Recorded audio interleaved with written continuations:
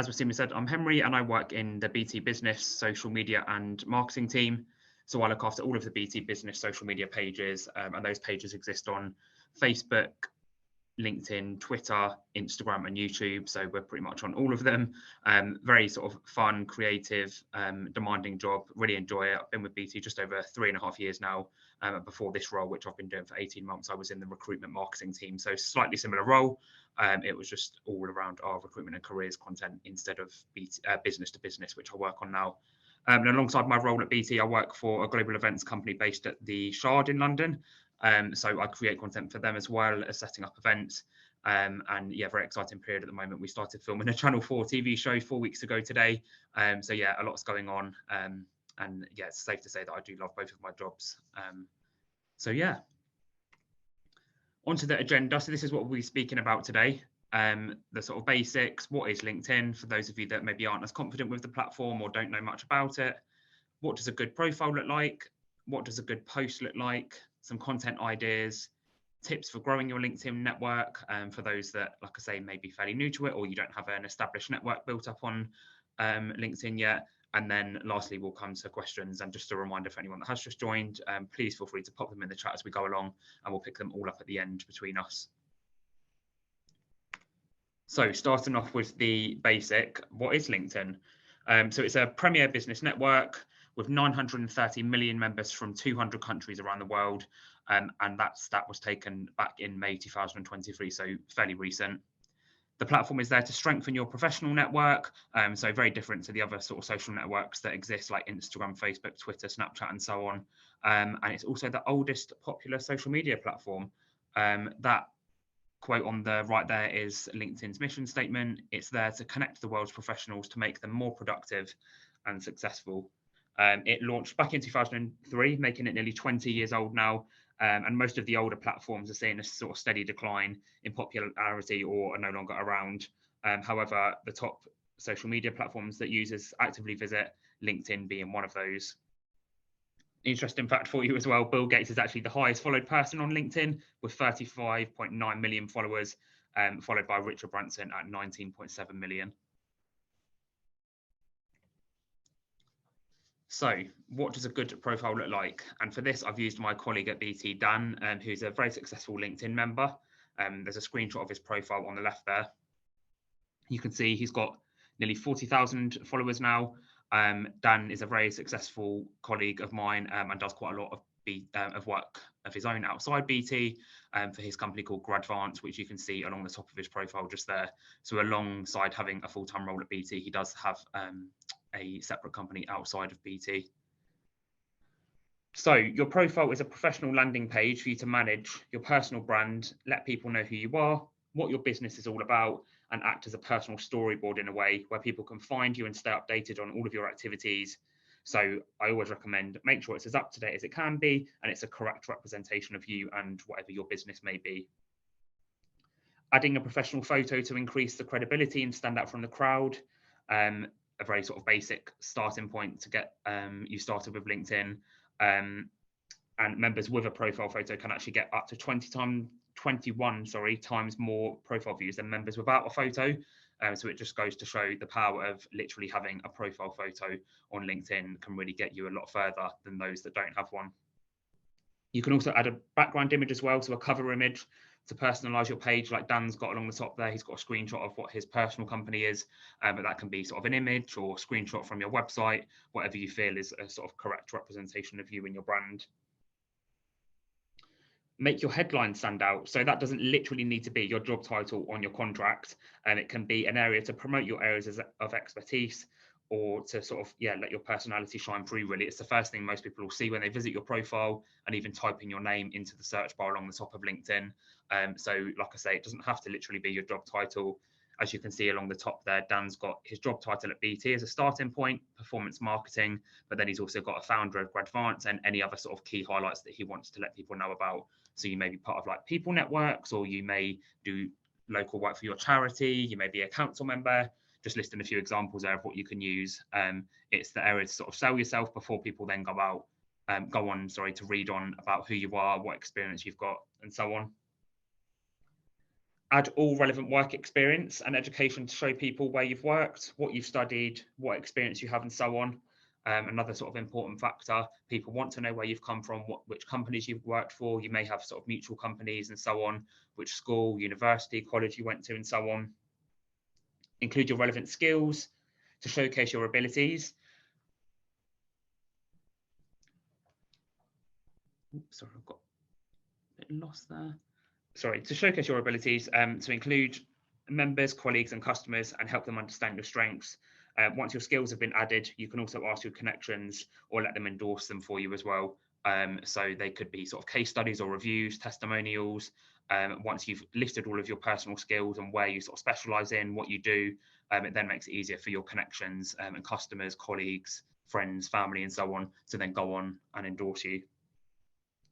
You can also request recommendations, like I say, from colleagues and even customers. It just sort of builds up that trust, really, sort of similar to TripAdvisor and Trustpilot, but LinkedIn's own version of it. So moving on to what a good post looks like, again, using Dan as another great example here, just because I love his content and he has done so well with his LinkedIn profile. So I've included a screenshot again on the left of the post. It's the same post, I just couldn't fit it all on the same page, so I've split it up into the copy and then the image in the bottom right-hand corner there. So when it comes to posting LinkedIn content, the first thing and the most basic is just to be personal. Posts always work best when they are personal, and adding authenticity to each of your posts in your own tone of voice is one of the most powerful tools when it comes to creating content, because you can let your profile do the selling. Be relevant. So when you are thinking of timely content, you don't necessarily need to watch the news. Think about what's affecting you and your network, your business even, and write about that. Building your audience and then writing good LinkedIn posts that generate leads takes authentic content that people can actually relate to. So you should know and narrow down your audience to be as specific as possible, and then write your posts according to that. Self-promotion as well. So it can come across slightly like paid adverts when people promote themselves like continuously, and people don't want to engage organically with even more ads than they see on social media already. The LinkedIn feed is a very powerful tool because it allows business people to share the insights and thoughts that are relevant for your own network. Instead of leading people down the path of showing off how great you are, use that as a hook. So use that as the first sentence within your post, and then surprise them with your sort of own point of view later on. Mix it up as well. So sometimes short posts that ask short, snappy, relevant questions can lead onto really good engagement. I don't suggest doing these very often because it can look like that's all you're sort of particularly good at. But if you've built up an engaged following using more personal posts, like the other examples of good LinkedIn posts, then you will see quite a big difference from that. And you can benefit from injecting quite a little variety into the length and style of your posts as well. And these can sort of vary from photos, PDF carousel posts. So that's a fairly newish feature of LinkedIn where you can upload documents and then it comes across like a swipe through, fairly similar to when you upload multiple photos on Instagram. You can also upload videos, live videos, or sort of static videos, articles, if you prefer like writing longer forms of content such as blogs, and then LinkedIn live events as well, always all different ways of mixing up your content to sort of get your company and your page out there and so on, to let people know what you're about and what your company does. Educate. So you may not be the next Steve Jobs, but you can certainly become known within your LinkedIn network as a person who thinks differently. When that happens, people will start to see and trust you when they see you and your company in other contexts. And then lastly, ending on results. You've worked hard to sort of big up your business, launch it, tell people what it's all about, and hopefully within that you've achieved great results. That deserves to be celebrated. And why should you keep that a secret? If you've achieved these great results that other potential clients might be interested in, then it's absolutely worth sharing across your network, more than just showing the results. Talk about how you achieve them as well. That comes across a lot more powerful. Other people can benefit from that, learn from that, and also do the same, hopefully with their business as well. And if you can remember specific talking points the client has had, that's an even bigger value add. There's immense value in showing how the conversation went.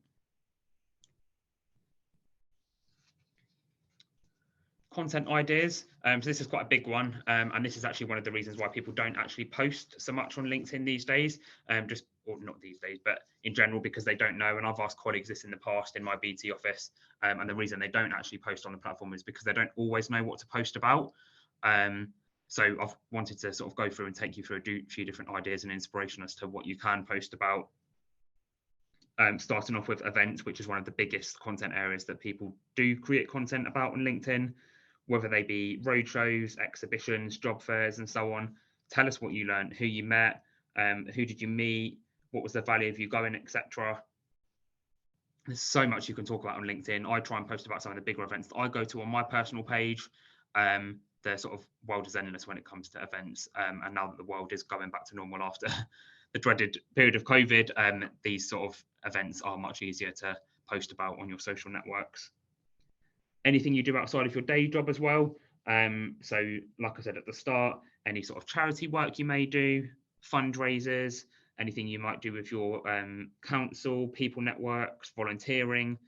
It just sort of shows the human person behind that social media profile, and takes it away from that sort of corporate business background, which some people do struggle to do at times, but it's there as an option for you to share content about. Even just sort of taking 20 minutes a week really to challenge yourself and think about what you want to post the following week or the next month, whether that be a sort of product or service you're trying to promote, a project or even campaign that you've been working on for your business that you're really proud of and you want to tell the world how it went, or even improving your personal brand. There's always something to talk about. And then lastly, I always like to remind people that you can share personal news on LinkedIn as well. It's not just for work. I'm starting to see a lot more personal news on LinkedIn nowadays, compared to sort of when I first started using it a few years ago. A lot of people think, oh no, LinkedIn is literally just for work. I shouldn't post about my family or friends and what I get to outside of work on this platform. That's more for Instagram, Facebook, Snapchat.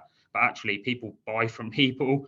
And no, I'm not saying you need to completely write off your business page, but your audience is far more likely to engage with a personal post as opposed to a formal one from your business, and your connections will much prefer to strike up some sort of conversation or engagement with you when they feel like they know you rather than a robot who may be behind a screen.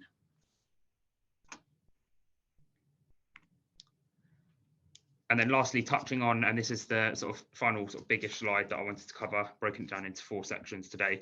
So I wanted to sort of end on growing your network, which I appreciate is quite an important factor for some of you, especially if you have recently launched your own business, or you're looking at ways of how you can get your business out there, making people aware it exists and so on, especially on LinkedIn, which isn't sort of a typical platform people would think to promote their business on, especially if it's a very small business and you don't have many colleagues working for you. So no one's going to know your page actually exists unless you tell them, one of the sort of basics there. So instead of just firing off that connection request, personalize it and add your own touch to let the person know who you are, why you're wanting to connect with them, how you may know each other, and what they might actually get out of connecting with you. So it's so easy to just press that connect button or send connection request on LinkedIn. But if you are using the web version, don't think it works on the mobile version, but you can add a personal message to say, hi, Henry, I recently met you at the recruitment fair last week. It'd be great to connect and continue our conversation after the roles we were discussing or so on. It does make a difference, and it will go straight into the person's inbox, and it's a perfect way to sort of start up that conversation. And now that the world is going back to normal after COVID, you can follow up on in-person events that you may have attended recently, whether they're internal meetings or product launches, big conferences, training workshops and other events, even social events. A great way of sort of growing your network, because you can tag people in those, you can tag the company that organised them, check into the location. People will see that. So they may not actually be connected with you on LinkedIn. However, it will still come up on the person's page if they're following the company that you tagged in the post or the location you checked into, a particular hashtag you might have used. It's a perfect way to grow your network and make people aware of your page and who you are. So there's over 1 million LinkedIn groups to date for all types of job roles and industries, and they're all really easy searchable. So the group function on LinkedIn is quite similar to Facebook groups, which I have a lot more of than I do LinkedIn at the moment. I'm part of a few sort of content creation groups, marketing, digital, social media, and so on. But people, like I say, do actually forget this function exists on there. And there's a couple of reasons why groups are so important on LinkedIn. One of them being because they allow you to send messages to a large number of people for free, even if you aren't actually connected to them. So that's one of the sort of biggest and most popular benefits of LinkedIn groups. I think it's quite clever actually, and very effective that you can be part of a group, and even if you're not connected to someone, you can still actually contact them. And then you can also send messages to large groups of people for free as well, without using any sort of paid for in-mail service, which is a function available through LinkedIn Sales Navigator for sort of those bigger corporate companies. But you can easily send legitimate invites to connect with large audiences with a high acceptance rate. So it's definitely worth checking out those LinkedIn groups for your particular role or industry and so on, your field, because they do come with quite a few benefits, and I've only just listed 2 of them there. Moving on to employees. So some of you may have quite a few employees working for you. Some of you may just have one person, and some of you may literally be working for yourself with no employees whatsoever. But the key to long-term growth of your page is to ask your employees to edit their job descriptions on their LinkedIn profiles, so everything links back to one place. So if you do have a company page set up, you can ask your employees to register that as their place of work, which is very powerful. And it then allows their contacts to find and follow you. But it also adds that user as an employee at your company, which again is very powerful because it shows that you do have staff working for you and how many. And displaying that number of employees you have can help establish a company credibility on the platform as well. So it does actually make your page easier for people to find, and it will come up higher in the search results. And then lastly, promote your page. Why not sort of shout about it, tell the world it exists? There's many ways you can do that.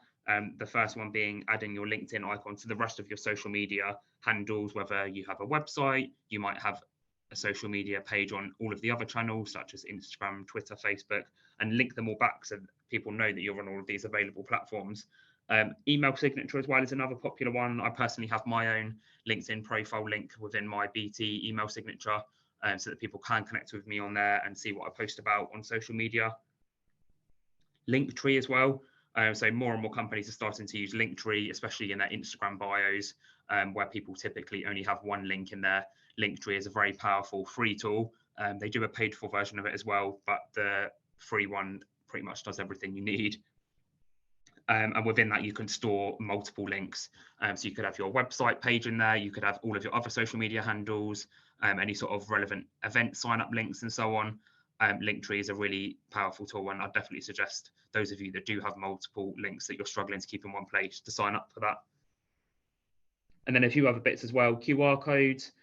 So you can very easily generate those online now for free, and sort of plaster those all over business cards, leaflets that you may be giving out at events.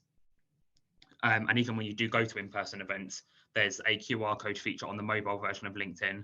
So if you're in a really loud environment, if you click on the search bar function along the top of LinkedIn, instead of typing in the person's name, you can press your QR code and either let someone scan that, or you can scan it directly from your LinkedIn profile to connect with someone else. So much quicker and easier. I do that all the time now instead of trying to spell my name out to people, especially if I'm at an event. And that brings it to the end of my slides.